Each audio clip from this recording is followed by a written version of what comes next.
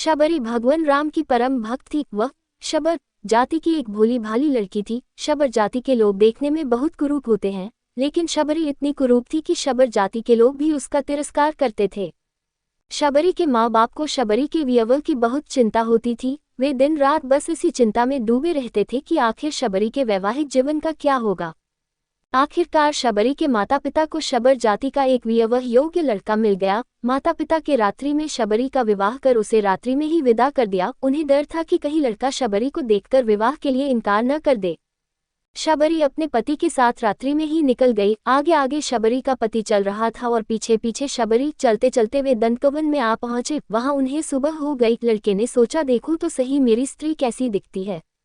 लड़के ने पीछे मुड़कर देखा तो शबरी की कुरूपता देखकर वह डर गया। उसे लगा ये तो कोई राक्षस कुल ही है जो मुझे यहीं खा जाएगी। ये सोचकर लड़का शबरी को वहीं छोड़कर भाग गया। अब शबरी दंतकवन में अकेली रह गई। वह पीहर से तो आ गई थी, लेकिन उसे अपने ससुराल का कोई पता न था। अब शबरी जाए तो कहाँ जाए।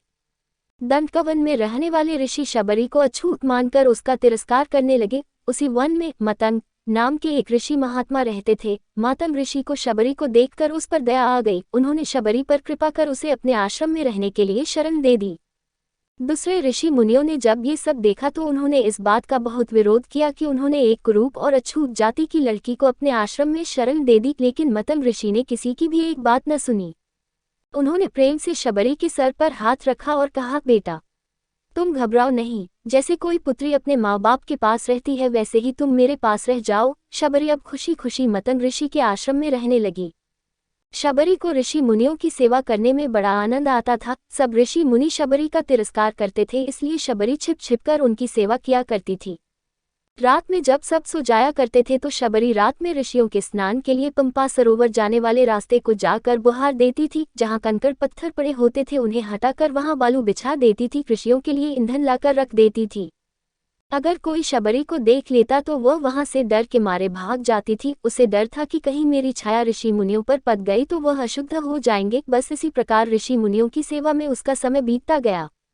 आखिर एक दिन वह समय भी आ पहुंचा जो सबके लिए अनिवार्य है। मतंग ऋषि का समय छूटने का समय आ गया था। जैसे माँ बाप के मरते समय बालक रोता है, वैसे ही शबरी भी फुट फुट कर रोने लगी थी। रोने के सिवा वह कर भी क्या सकती थी। मतंग ऋषि ने शबरी को अपने पास बुलाया और कहा, बेटा तुम चिंता न करो, एक दिन तुम्हारे पास भगवान राम आएंगे। बस इतना कहकर मतंग ऋषि शरीर छोड़कर चले गए। अब शबरी दिन रात भगवान राम की प्रतीक्षा करने लगी। रात में किसी जानवर के चलने से पत्तों की खड़खड़ाहट भी होती तो शबरी बाहर आकर देखने लगी कि कहीं भगवान राम तो नहीं आ गए।